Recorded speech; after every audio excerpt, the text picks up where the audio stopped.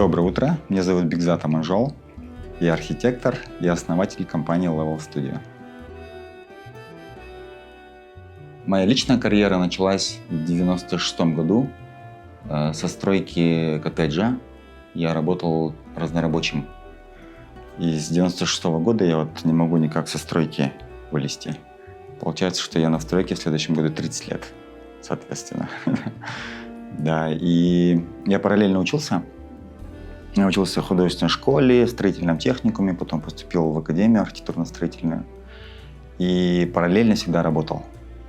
Работал сначала на строительной площадке, потом в отделочной бригаде. Крутил гипсокартон, делал лифказ, клеил плитку. Мы очень много занимались лепниной. В то время это было модно. Так называемый евроремонт в классическом стиле. И в 2003 или 2002 году переломный момент случился, когда ко мне стали обращаться клиенты, у которых же мы делали ремонты, там отделки и так далее, всякую отделку, стали обращаться за проектами. То есть нужно было что-то нарисовать, придумать. Так началась моя карьера уже непосредственно дизайнера. Сказать архитектора не могу, дизайнера скорее, да. И к какому-то моменту мы набрали достаточно уже объемный пул заказов, объектов. Клиенты стали расти, стали появляться заказчики, которые просили нарисовать кафе, рестораны, офисы. И мне нужно было организоваться в компанию. Так появилась компания Level Studio. Водяной уровень – это мой любимый инструмент из строительных инструментов. Потому что он все выравнивает и дает тебе какую-то так называемую реперную точку, с которой можно отстреливать уровень всех изделий или самой стройки. Поэтому для меня не было большого выбора на самом деле. Поскольку истоки всего этого строительства и отделка, я решил назвать Level Studio. Я нахожусь на стадии, компания находится на стадии эволюции. На самом деле нам уже, вы говорите, в следующем году 20 лет, да? И за такое время должно было произойти изменение. Да? Мы должны были превратиться в огромную компанию. И в нашей сфере это определение называется проектный институт. Да? Когда ты превращаешься в проектный институт, где у тебя есть несколько звеньев, да, полного цикла именно в проектировании, и ты делаешь всю рабочую документацию, проектно-сметную документацию и так далее. И меня всегда что-то сдерживало. Хотя предложение о том, чтобы... И не то, что предложений, а обстоятельств, чтобы превратиться в проектный институт, у меня было множество. Но меня всегда что-то сдерживало. Я только на самом деле недавно понял, что меня сдерживает и почему я не хочу.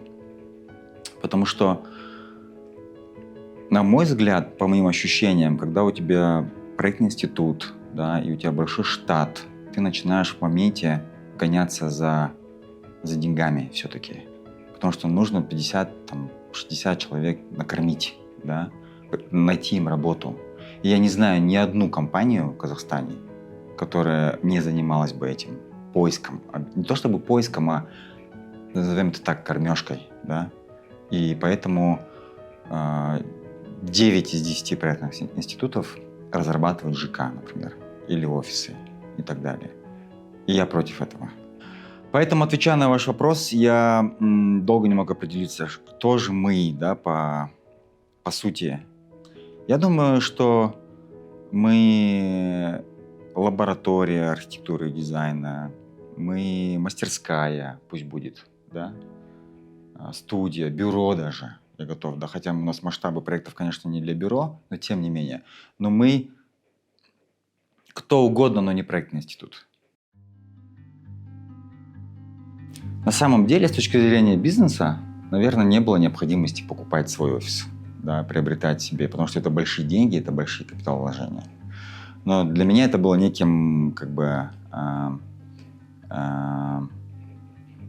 вам сказать, шагом, что ли, следующим уровнем, да, который я хотел преодолеть, что у нас есть, что мы заработали, и мы заслуживаем своего личного пространства, не личного, своего пространства, да, в котором мы можем сказать, что вот это наше место, и мы здесь занимаемся своим творчеством, да, и своей наукой.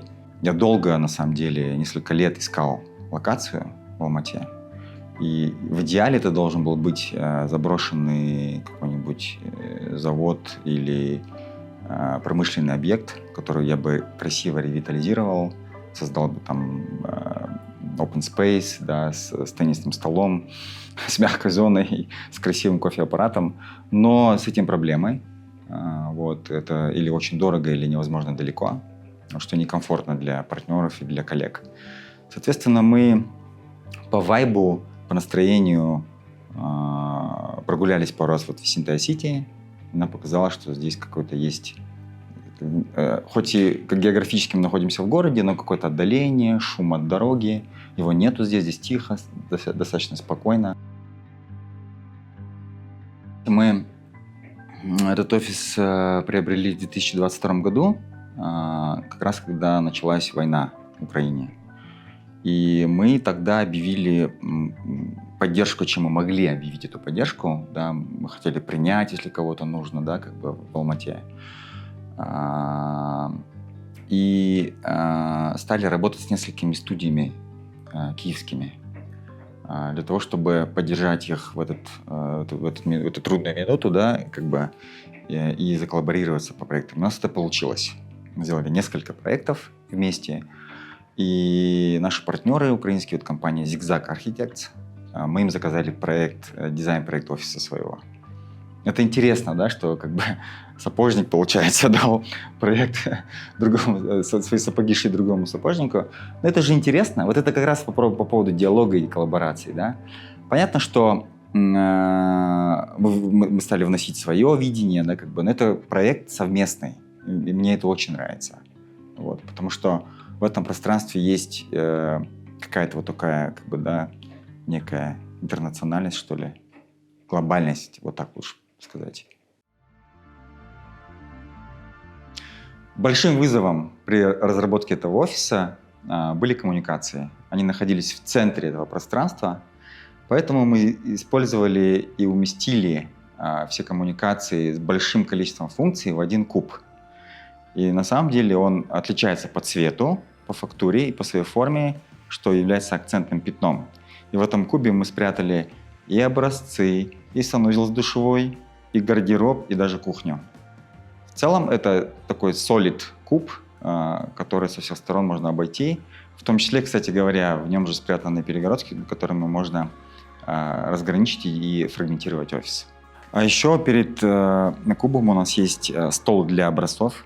А это очень важная часть для любой студии дизайна, поскольку с образцами очень важно работать с точки зрения тактильных ощущений, цвета, фактуры и так далее.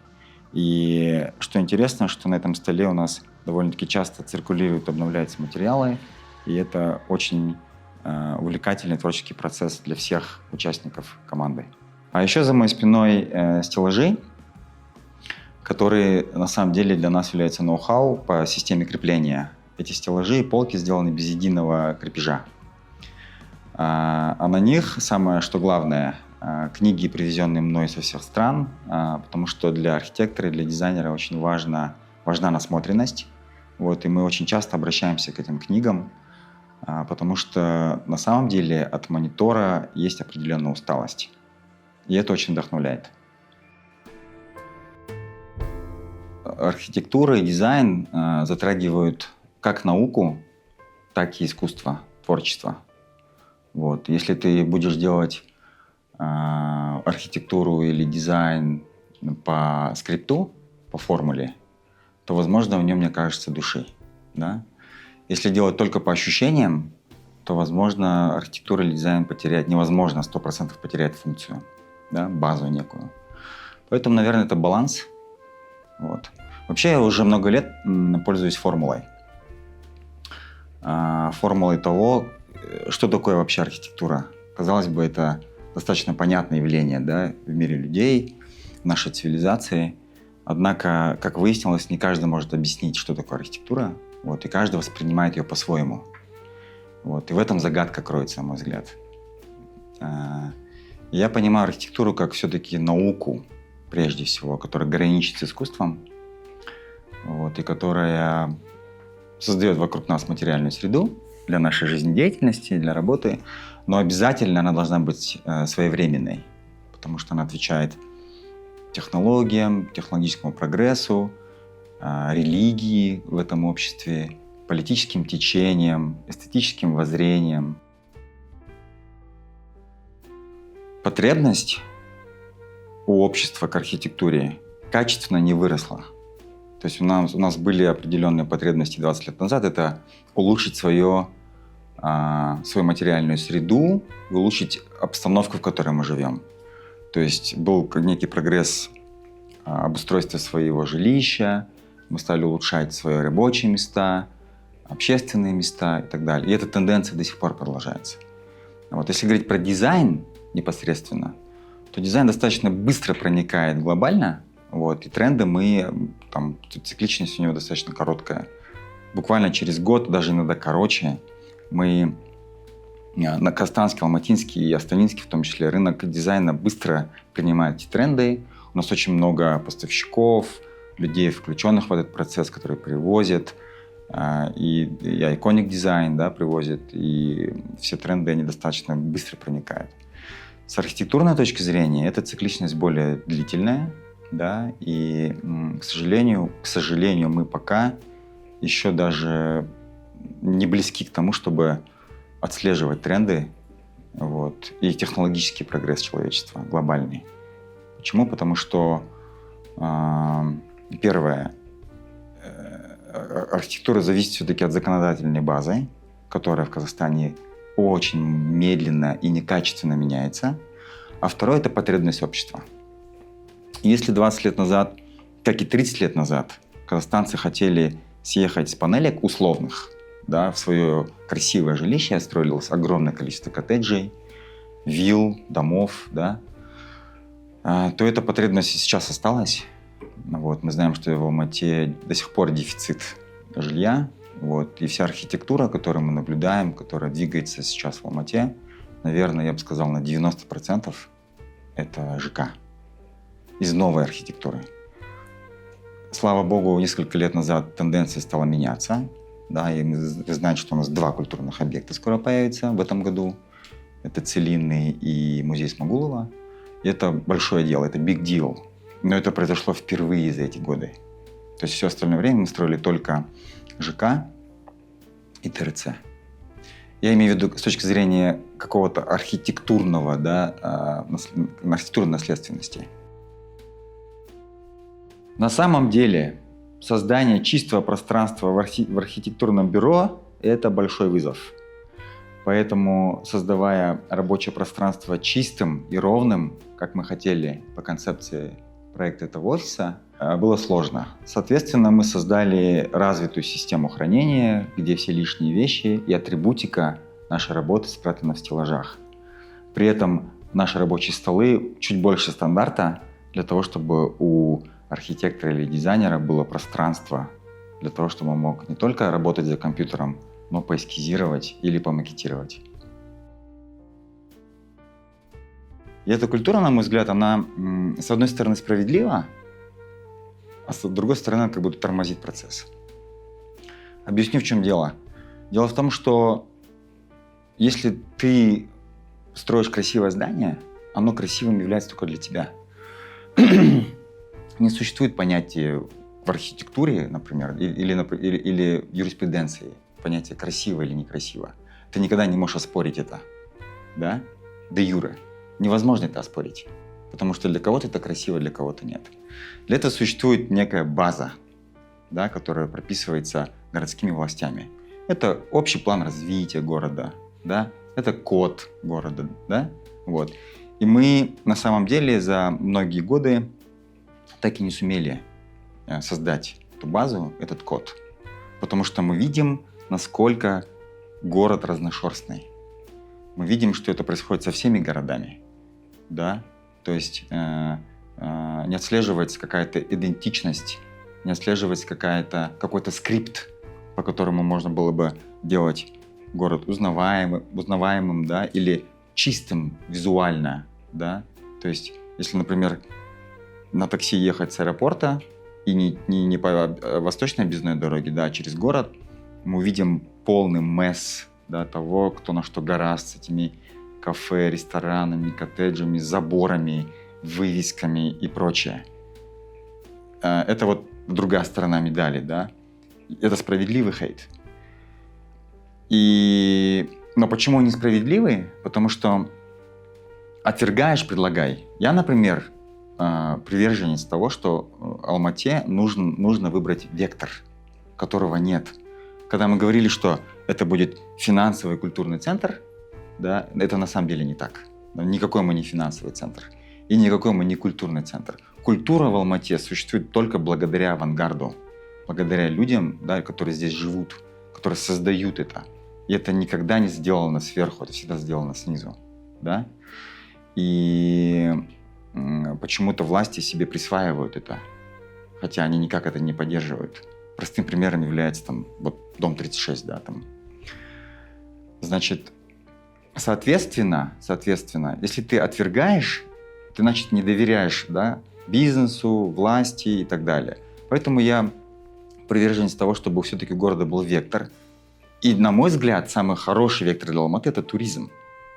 Только не так, как это сейчас делается и насаживается. Да? Вот у нас есть, значит, как эти лозунги, да, что вот, у нас Алматы туризм, вот мы такие туристическая точка, да, как бы это так не работает. Нужно инфраструктуру создать. Или мы говорим, вот мы креативный город, да, так тоже не работает. Ты никогда не насадишь это сверху. Нужно создать почву для этого, создать инфраструктуру, чтобы креативный кластер, туристический кластер чувствовал себя комфортно, чтобы люди элементарно могли говорить на английском, когда приезжают туристы, чтобы элементарно этих индийских гостей, да, таксисты не обманывали за один проезд по 80 тысяч тенге, да?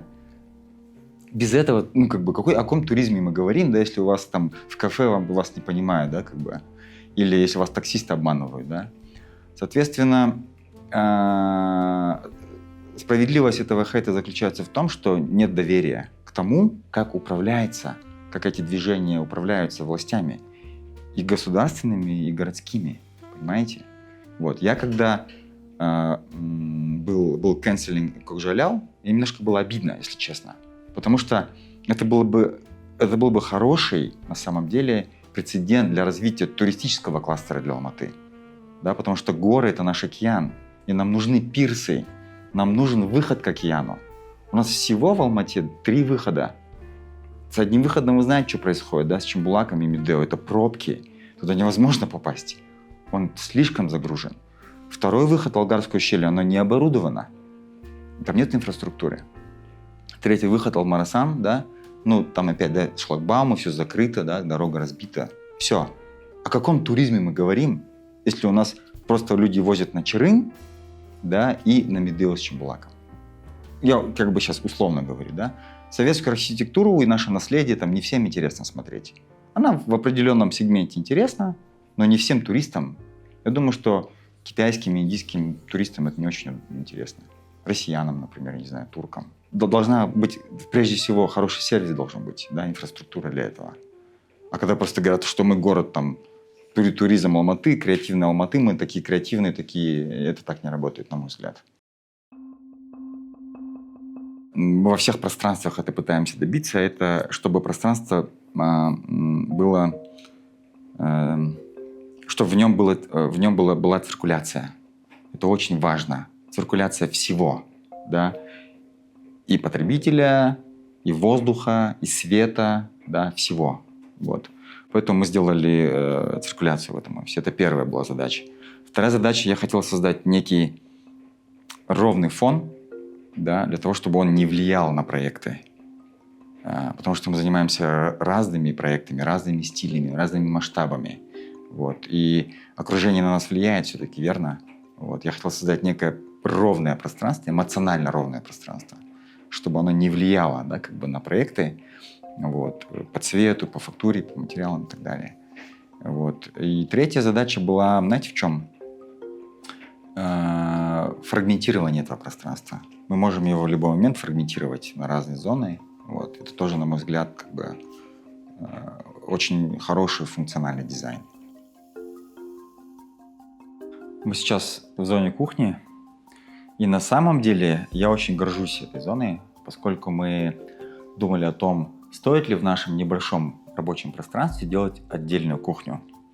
И, как я говорил ранее, сама кухня спрятана, имеется в виду рабочая часть кухни, спрятана в боксе, в кубе нашем, и ее не видно. Но мы долго думали о том, стоит ли нам делать зону для принятия пищи в офисе, поскольку пространство небольшое, но в итоге я очень рад, что мы осмелились на большой остров. И вообще мы находимся в той части офиса, где мы развлекаемся помимо еды еще. Здесь у нас стоит кикер, мы играем в шахматы, мы здесь рисуем, иногда даже выставляем образцы. И еще мне очень нравится, что нашлось место в нашем офисе для пианино, поскольку я очень люблю музыку, и иногда звук инструмента делает это пространство более живым и интересным. У нас есть кейс, интересно очень, с школой-интернатом. Вообще это очень такая чувствительная тема, потому что существует несколько программ по реновации школ, строительству новых школ и реконструкции интернатов и центров индивидуального творчества и так далее.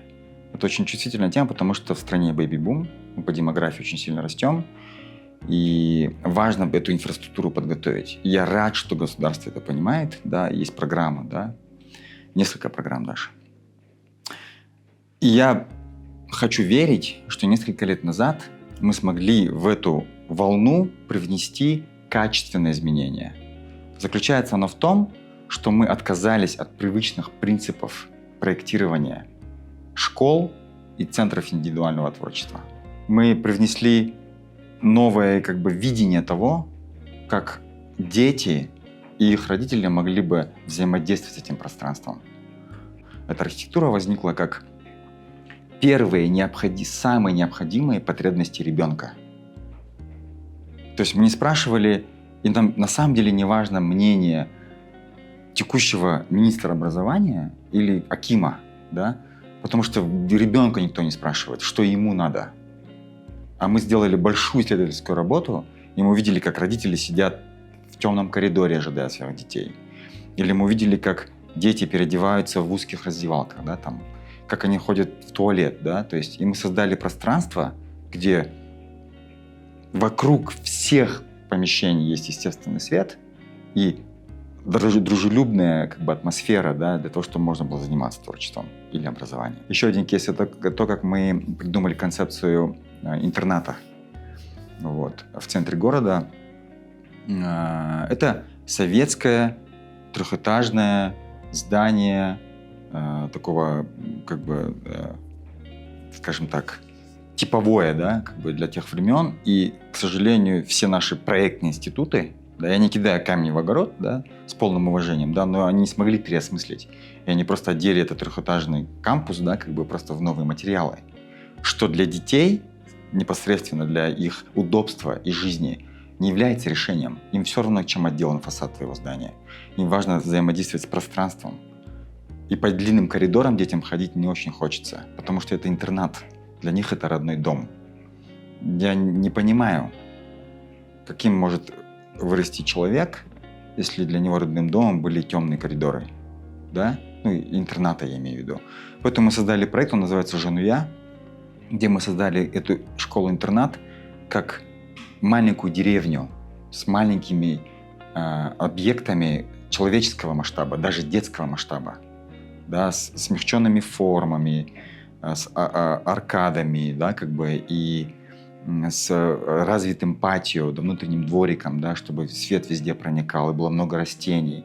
И эта архитектура сделана еще в таком классическом стиле, назовем это так, вернинском стиле, да, начала прошлого века, из красного кирпича, с четырехскатными кровлями, потому что мы хотели создать дом, да, ощущение дома для детей. Этот проект тоже будет реализован скоро уже. Это пример того, как вот мы пытаемся создать, как бы воюем, да, ну, как бы работаем сепаративно и пытаемся создавать ценности. 8 из 10 компаний сделали бы очередной кампус. Это 100%. Проходить экспертизу с такими проектами очень сложно, да? Это требует дополнительных усилий. Спрашивать ребенка проектный институт никогда не будет.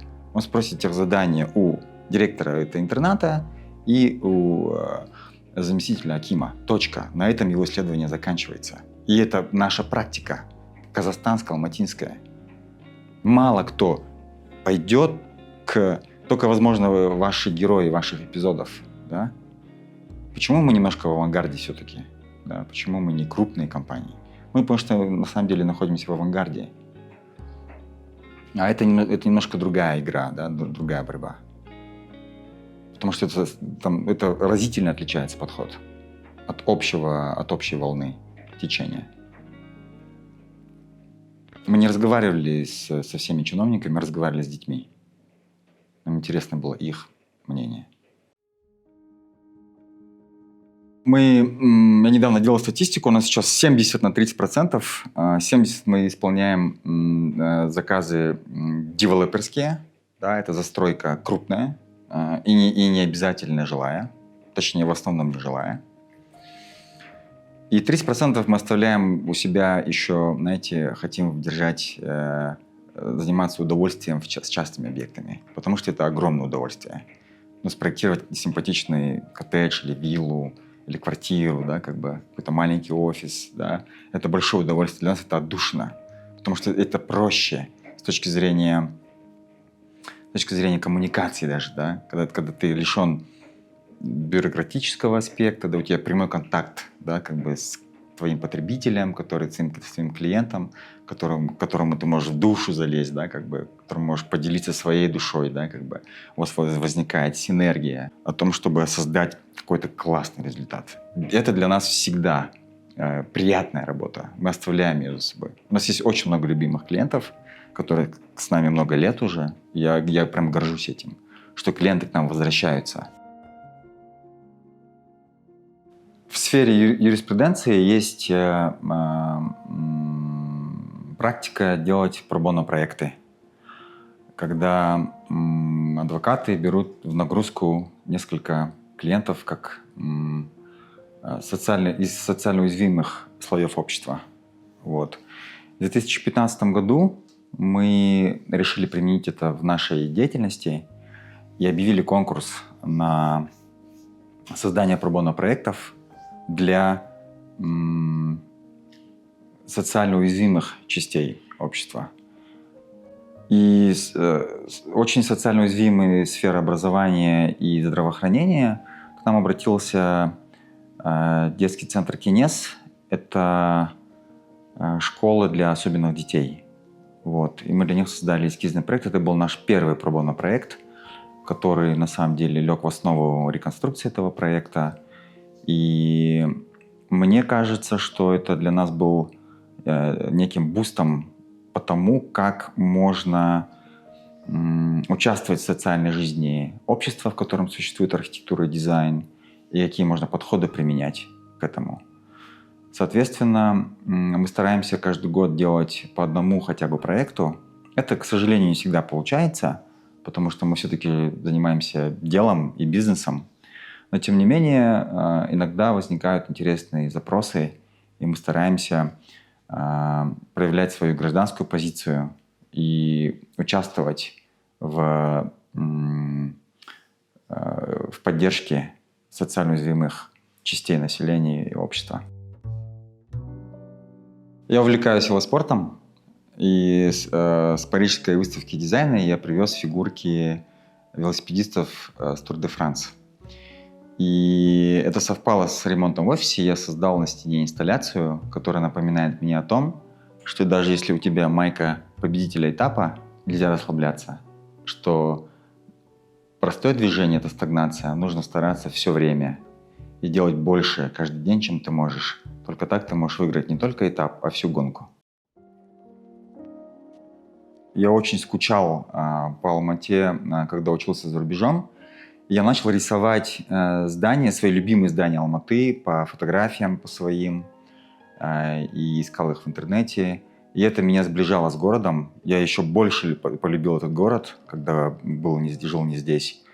И оказалось, что у алматинцев это вызвало такие же эмоции. И эти скетчи стали очень популярными, и мы можем встретить их почти везде, в общественных местах, и в квартирах, и домах. И я по сей день продаю немаленькое их количество этих скетчей. Вот. А некоторые из них я нарисовал прямо с натурой. Вообще, я считаю, что офис на первом этаже – это большое преимущество. В нашем случае это двойное преимущество, потому что нам удалось создать летний павильон на террасе, который, кстати говоря, отапливается зимой. И мы очень много времени и классного времени проводим в нашем павильоне, который имеет доступ на улицу. И иногда при открытых витражах мы взаимодействуем с природой. Снова возвращаясь к формуле и возвращаясь к тем проблемам, которые мы уже с вами озвучили, да, что нету системы, да. Мы говорили, что законодательная база, правовая база, да, она не следует мировым глобальным трендам, да, в технологиях, в трендах, да даже просто в эстетике, да. Соответственно, я выбрал для себя, и это много лет назад произошло, сепаративный способ борьбы. Да? Не так, что я должен выйти на плаху и говорить, блин, давайте поменяем СНИП, да, ну что, мы до сих пор используем советские там какие-то нормы. Так не работает. Я решил бороться сепаративно. Дали мне объект. Я пытаюсь сделать его максимально некрасивым. Дело не в красоте, а максимально правильным с точки зрения того, как он вписан в локацию. Это имеет большое значение. Все контексты, все аспекты имеют значение в архитектуре и в дизайне в том числе. Вот. И я как бы пытаюсь этим примером, да, показать, что, наверное, нужно как-то к этому осмысленно подходить, чтобы здание уважало окружение свое. Вот. И дело не только в этом. Существует много слоев, да, которые нужно раскрывать. И мы для начала всегда делаем большие исследования с любым объектом. Пусть даже это будет какой-то ресторан или офис. Не сильно социально значимый объект. Вот. И это, кстати говоря, нам помогло.